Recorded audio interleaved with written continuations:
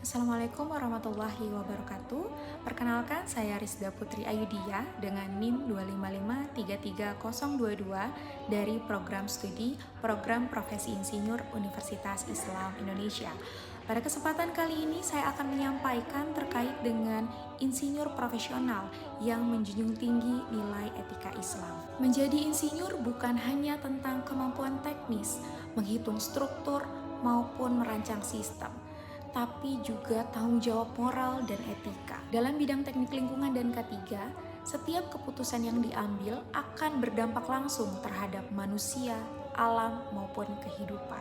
Islam mengajarkan bahwa menjaga keselamatan dan kelestarian lingkungan bukan hanya sekedar tugas profesi, tapi juga sebuah amanah, tanggung jawab yang besar dan mulia. Dan disinilah kita belajar bahwasanya seorang insinyur sejati tidak hanya menguasai teknologi, tapi juga memegang teguh nilai spiritual yang menjadi fondasi setiap tindakannya. Nilai ini dimulai dari satu kata penting, yaitu amanah. Bagi seorang insinyur, amanah berarti bekerja dengan penuh integritas, memastikan hasil rancangan tidak membahayakan manusia dan lingkungan sekitar.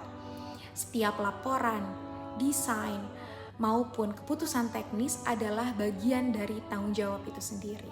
Nah, menjalankan amanah tentu menuntut kita untuk berlaku adil agar tidak ada pihak yang dirugikan dalam setiap langkah perencanaan dan pelaksanaan. Dalam profesi teknik, adil berarti menilai data dengan objektif, tidak menutup mata terhadap risiko, dan memastikan keselamatan diutamakan di atas target produksi.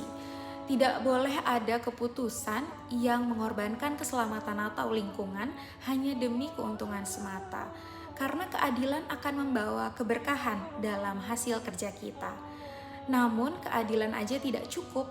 Semua itu harus dilandasi dengan niat yang tulus, niat untuk bekerja ikhlas karena Allah Subhanahu wa Ta'ala. Dalam profesi teknik, keikhlasan berarti tetap bekerja dengan benar meskipun tanpa diawasi, menjaga keselamatan walau tanpa pujian, dan terus memperbaiki lingkungan meski hasilnya tidak langsung terlihat. Itulah yang menjadikan pekerjaan seorang insinyur bernilai ibadah. Dan ketika pekerjaan dilakukan dengan keikhlasan, akan lahir semangat untuk terus melakukan yang terbaik. Nah, ini yang disebut dengan ihsan.